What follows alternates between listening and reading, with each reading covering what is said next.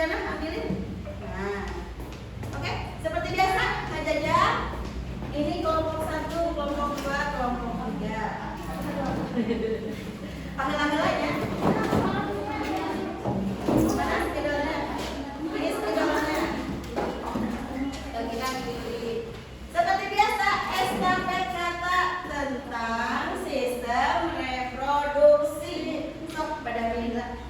Mau apa? Dalam hitungan 3, satu aja. Biasa, satu huruf. Satu orang, satu huruf dilanjut dengan yang bebas.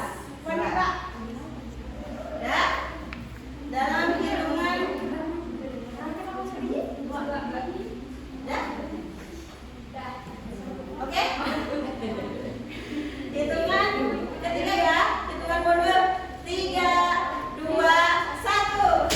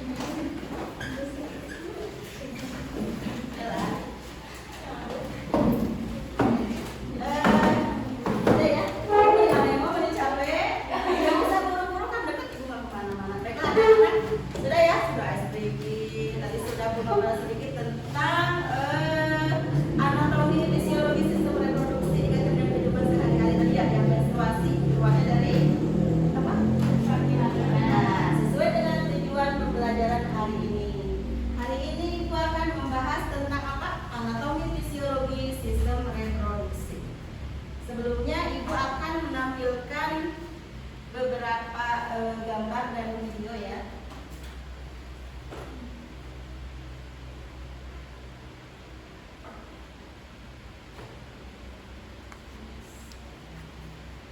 Sebelum ke gambar dan video, apakah kalian semua pernah menstruasi? Tadi pertanyaannya sudah berapa? 13 tahun, 12, ada yang 10 tahun? Ada yang tahu kenapa berbeda? Ada yang 9 tahun. Nah, benar sekali ya, Rama ya. Karena adanya perubahan hormon. Karena menstruasi itu apa? Dipicu oleh perubahan hormon. Kemudian dari mana keluarnya tadi? Dari belakang vagina. Pernah nggak mendengar tentang mimpi basah? Tadi Ibu tanya. Pernah? Apa itu mimpi basah? Apa? Ada yang tahu mimpi basah? Kelompok 3? Ada yang tahu mimpi basah apa? Ngomong Bu? Bukan ya. Lebih ke ciri dewasanya seorang laki-laki. Salah satu aja cirinya.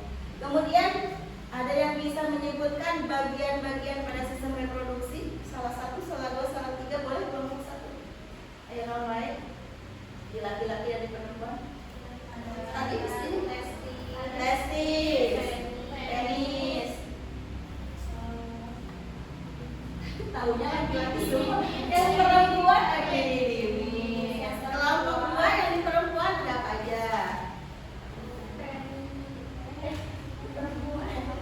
Ovarium, terus vagina. Kelompok 3 ada yang mau menambahkan atau sudah cukup? Ada apa yang belum? Klitoris ya, benar tadi klitoris yang ada di sini di kantum ya.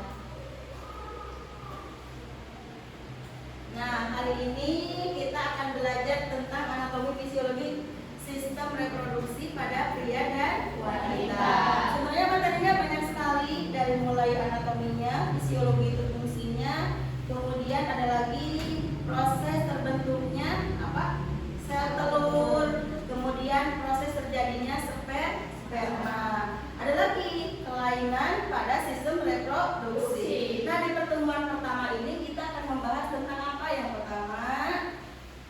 tentang anatomi fisiologi sistem reproduksinya, struktur dan fungsinya.